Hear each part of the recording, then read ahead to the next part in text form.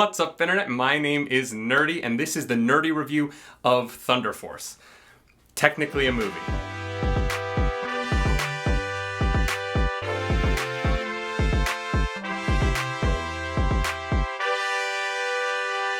That is right. Welcome back to the channel. Today we are talking about the new Netflix original film Thunder Force, starring Octavia Spencer and Melissa McCarthy. I can't hear you because I'm literally throwing up.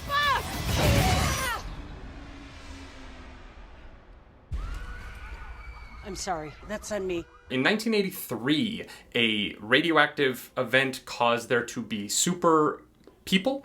Unfortunately, the people who did get superpowers all also had a genetic predisposition to being sociopaths. This is the first thing that happens. It is a like Comic Sans, comic panel style opener that reminded me very much of Ang Lee's Hulk, unfortunately.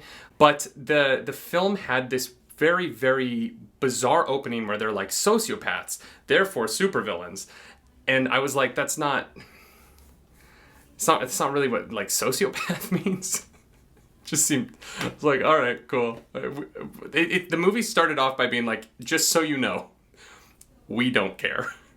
And that then proceeds to be how the movie functions. Essentially, we are introduced to Octavia Spencer's character as a child in the moments after her parents are unfortunately killed in an above-ground train accident. This above-ground train accident happens via this interesting-looking effect of green smoke destroying the train, and this is a slight, very, very, very minute spoiler for the movie. If you're expecting to, at any point in the film, find out who was the villain with the green smoke, where that came from, how it happened, maybe that person would be the big bad at the end that she has to overcome, that is never revealed. Maybe they wanted to have a sequel to this, and they might get one. It's Netflix. I don't know how Netflix works. Technically, this is the #1 movie in Canada right now, so I don't really know like how that functions. There might be a Thunder Force 2. Maybe it will have a script. That's mean. But true. Oh my god, watching this movie was an exercise in having to let go of the fact that the film didn't want to make sense. Like, watching this film is an exercise in scene to scene having to give up what the film has previously shown you to be true. Which is just a really difficult way to sit through anything, where the movie will show you something, and then the movie will walk itself back in a way that, for example, the first time the duo, after half of the movie is them training to be superheroes, it's almost funny sometimes, is the best I can say of the first half of the movie. This movie has a lot of jokes that are like, this is almost funny once, so we're gonna do it 19 times until it's definitely not funny. They train and train and train and train, and then they go and do their first mission, which is stopping a burglary in a liquor store. And they do not have any face masks on, they're not hiding their identities at all, and Octavia Spencer's character in this movie is a very, very famous, rich biochemist who was literally just on the news because she just opened her huge building. Everyone in Chicago is excited about her, they know about her. She's like Chicago's most famous daughter, right? The next scene is Bobby Cannavale's villain. They never hide that for a second. There's no like twist where you're like, what? The guy running for mayor is the villain? They're like, no, we don't care. He is like, how can we not find these women? Who are they?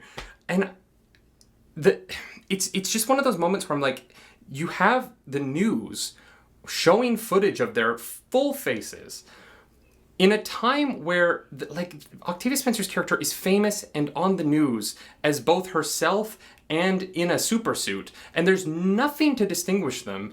There's just no reason for him to not know who she is. Then in the next time we see him, he has found out who she is, but we don't know how as an audience, right? So this movie just decides from moment to moment to completely give up on what it sets up. So much so that there is a twist at the end of the movie that comes so far out of left field based on what the movie has said about its internal logic that I was literally like, you can't, It kind of feels improvised.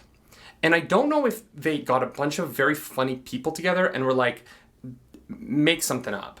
But the movie feels improvised, as if a group of funny people said a bunch of things that were funny on set, and they just edited that together into a movie. And that's why I made the crack about the script, right? Like, this movie doesn't have logic. It doesn't have a plot, really. No character has any direction or objective that makes any sense.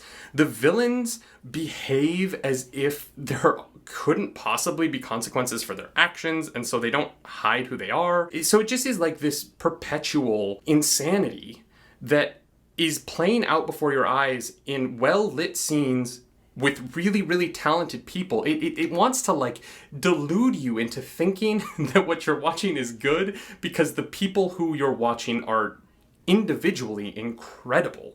Bobby Cannavale is incredible. Jason Bateman is incredible. Octavia Spencer is one of the most talented humans on this planet. Michelle Leo is incredible. Melissa McCarthy has been incredible in many things, but her and her husband make these movies that just they look so expensive, and they keep getting money for them, and they don't work. And, like, I don't hate Melissa McCarthy. I don't want to be one of those people online who's like, oh, I hate... I don't. I love Spy. I love that Could You Ever Forgive Me? Bridesmaids, obviously, is like a true gem. I think Melissa McCarthy is really good when she isn't doing this thing. But she's made a lot of money doing this thing, and so it's like, let's just keep going to that well. And they just keep going to that well, and that well is dry. It is bone dry, much like the comedy in this movie. I don't know what to say. If you want superhero comedy hijinks, you're going to be better served watching a CW show. It will have better graphics. The plots make more sense than this. And it feels like the people making it care, which I can't say about Thunder Force. I had to stop in the middle of the movie and interrupt my wife's stream on Twitch to tell her how angry I was that I was watching this film. And I didn't want to, because I like everyone in it. And I was, oh my God. I'm not even gonna lie, the Snyder Cut, 4 hours long, right? Snyder Cut felt like it was half of this movie in terms of length. This thing is, oh God, it's long. Except for Jason Bateman and Melissa McCarthy on screen. The two things that really work in this film for me, Melissa McCarthy and Jason Bateman, that storyline, and Jason Bateman's arc in the film, and Pom Klementieff, despite having terrible dialogue, like, she's really fun. I want to see her get more things. I think what it is she had the worst dialogue in this film, and she made it work more than other people did. And I really enjoyed that. And Octavia Spencer, I just love her. I love her, even though... Yeah, her plot just... You're supposed to have a buddy cop comedy of, like, she's the crazy one and she's the science one. And so they introduce Octavia Spencer as the science one, but then they just give up on that, and she's also kind of a wacky, zany weirdo. And you're like, but you're smart. Aren't you smart? That's all I'm gonna say. I feel like I've rambled enough. If you like this video, like and subscribe. If you dislike this video, dislike. Leave a mean comment about me. Please tell me how I'm wrong and Thunder Force is the greatest thing ever, because the algorithm is hungry and we must feed her. And anything else to plug? I'm on Twitch, twitch.tv/nerdynightly. You can come check that out or not. I don't know, y'all. Thunder Force really just made me feel like giving up. Do something nerdy tonight. Bye.